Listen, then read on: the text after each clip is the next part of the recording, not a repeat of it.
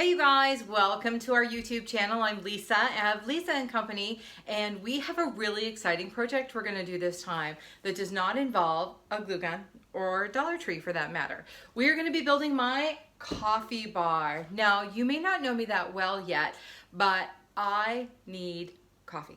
So, we are participating in a great collab hosted by NataLee Callahan at Designed to the Nines. We're going to be doing this Girls Can Use Power Tools collab, and I want you to learn something from this. So we're going to take it as slow as we can, and I'm going to teach you as many things as I can as we go along.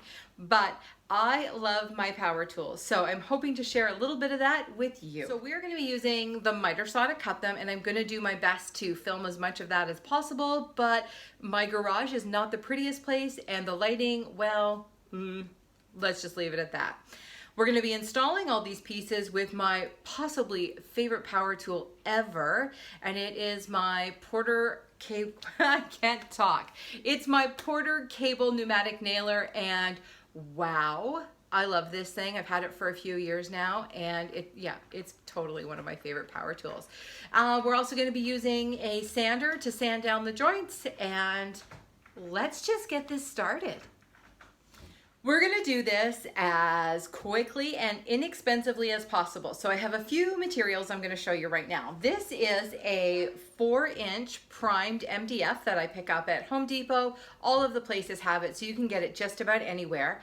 Now, here's something that's important to know. A 4-inch piece of trim is actually only 3.5 inches. So when you're planning it out, you want to make sure you know that. What I've also got here is a really great piece. Let me just turn it sideways for you.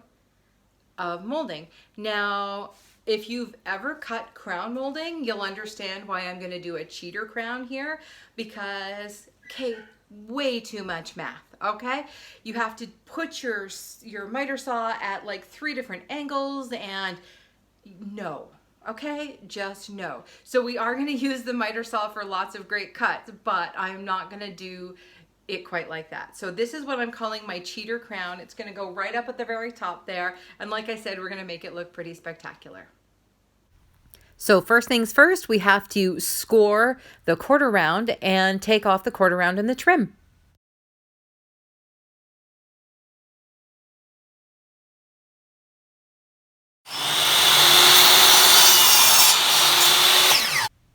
This is the other half of Lisa and Company. My daughter Izzy, she's 15 years old. Now, if you wonder why she's up here using the power tools, it's really quite simple.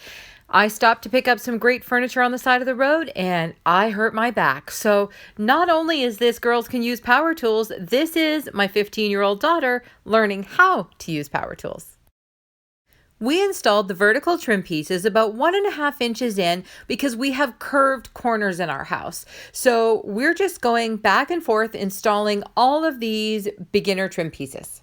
It's really important to know when you're cutting with a miter saw that you have to allow for the 1/8 inch of the blade. So when you lower that down, you want to make sure that you're putting the saw blade on the side, not on top of the line, and that goes for anything you use, whether it's a jigsaw, a handsaw. You want to make sure you're not cutting on your line.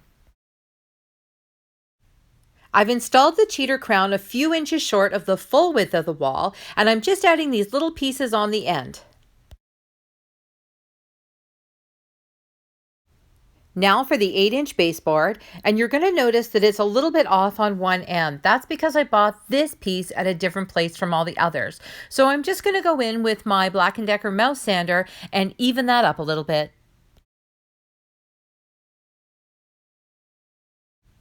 I'm filling the nail holes as well as some of the little gaps with drywall compound. I really like to use this because it sands really well, and with a little primer and paint, you would never know that it was there.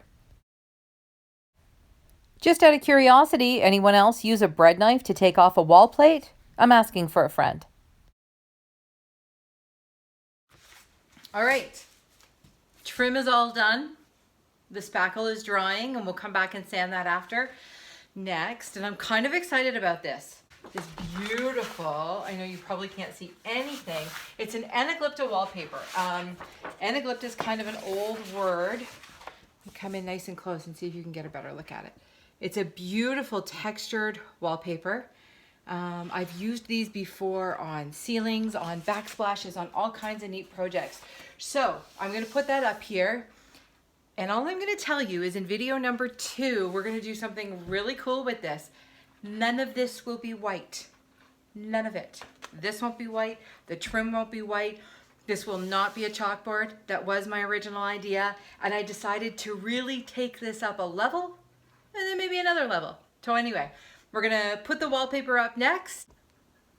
So to cut the wallpaper, I'm just using my island because it's close. We're in the kitchen and sorry, I was too lazy to go get a table out. So what I'm gonna do, the wall where this is going is 49 inches. This pattern, again, I know it's hard for you to see, is got like a 4x4 tile on it. So that means the pattern repeat on this is only 4 inches. So all I have to do when I cut this, the first piece, I'm gonna cut probably about 51 inches, and that'll give me a little bit at the top and a little bit at the bottom. But when I cut the second piece, I'm gonna add, well, I would add 4, so I'll probably add a little bit more than that. I'll add 1 full tile so we can match it up and it looks awesome.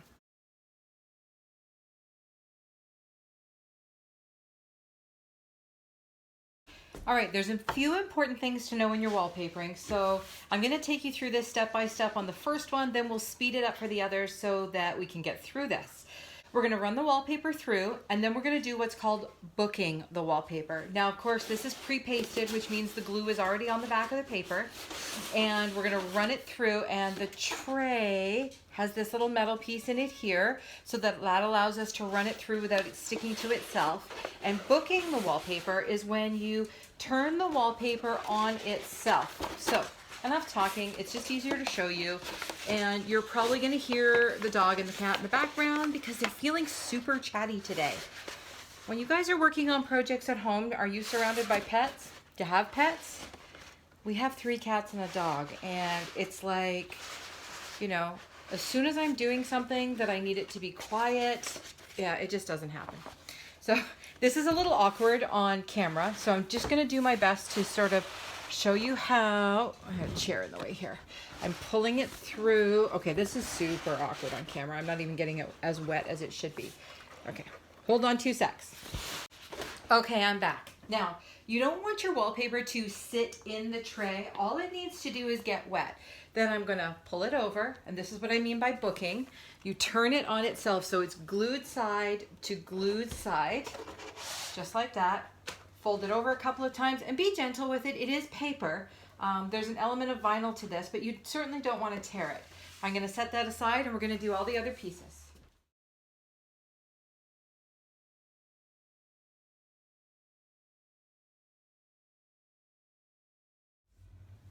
Okay, first piece you get in real time, then I'm going to speed it up and have my back to the camera like the entire time. So here we go. As you're getting up here, you're just going to unfold the first part or the shorter part that you booked together. I like to put it up a little bit higher than I need to, and hopefully, I installed the trim straight. I did use a level, but you never know. And then I'm going to use this one. It's got a little foam bottom on it to gently, and I mean gently, put it up here, because there's a good chance I'm going to have to reposition this. So we don't want to really make sure that it's stuck down hard. Now, I know the pros will draw a line right on there. I am not a pro. I am absolutely not a pro, so I like to use the level as I'm putting the paper up just to make sure I've got it nice and straight. So here we go.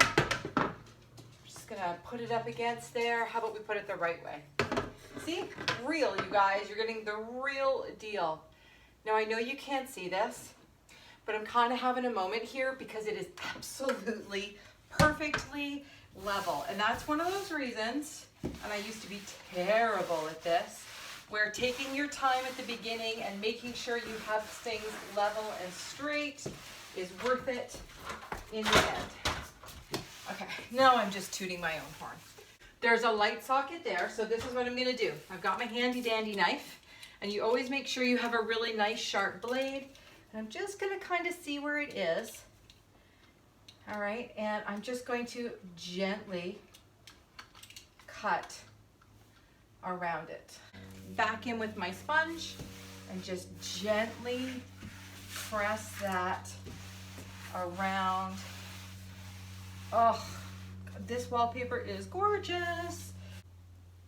All right, so this is what I'm talking about. So we've used this and we have just gently made sure that that wallpaper is in the right place, okay?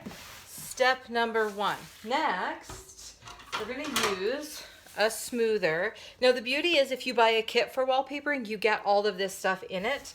All right, so this one, again, you just gently, but a little bit more pressure when you get to the edge. Same over here. You just want to make sure that you're getting that wallpaper exactly where it needs to go. Now, this is what I like to do here. Use my fingers and just gently, again, gently. It's paper and it's wet. Make sure you've got a fresh blade on there. All right, I'm actually going to use my smoother to kind of hold it in place. I have no idea if you can see what we're doing here. Okay, and then we're going to go along the bottom and don't pull too hard. I'm using the trim as kind of a guide. You guys got to know it's the strangest thing to be having a conversation when you're completely alone in a room. Completely.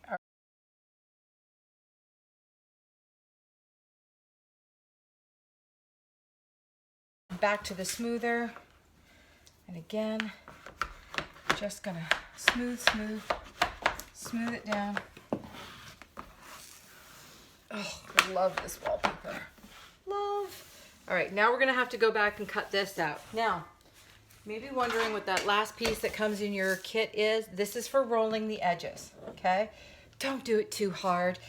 Especially when you're working with an Anaglypta wallpaper, you don't want to rub it too hard because you're literally going to mush the pattern. So gently get that. When you put the other piece up beside it, you'll do it again. So that's kind of it for this piece. I'm going to go ahead and trim up at the top, and then we're going to speed it up so you can see the whole thing. Hang tight.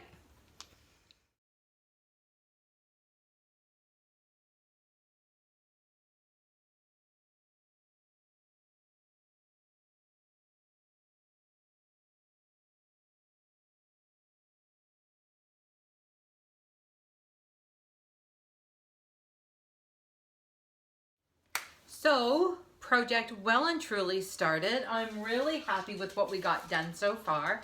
So just a quick recap. So far we have installed trim on the entire feature wall. We have done cheater crown molding up at the top. We ended up adding a couple more pieces after I finished the wallpaper, and I'll take you in close so you can see that. And we have wallpapered the top half of this wall with a really cool traditional Anaglypta patterned wallpaper. So video number 1 done. Next time we're going to do the finishes on this, which is painting. And video number 3, we're going to outfit it, and I have a piece of furniture that's going to go in front of here, and it's going to be a beautiful, nope, I'm not going to tell you what the inspiration is. I almost did. Not going to tell you that. It's just going to be a beautiful coffee bar and hopefully a beautiful addition to the house. So thanks for checking in. Make sure you hit that subscribe button so you know when we upload the other videos. Thanks for stopping by Lisa and Company, and we'll see you next time. I'll be sure to link the entire playlist below, so make sure you go and check out everyone else's videos on the Girls Can Use Power Tools collab. And make sure you stop by NataLee at Designed to the Nines and Jessica at Measure and Mix. Thanks for hosting, gals.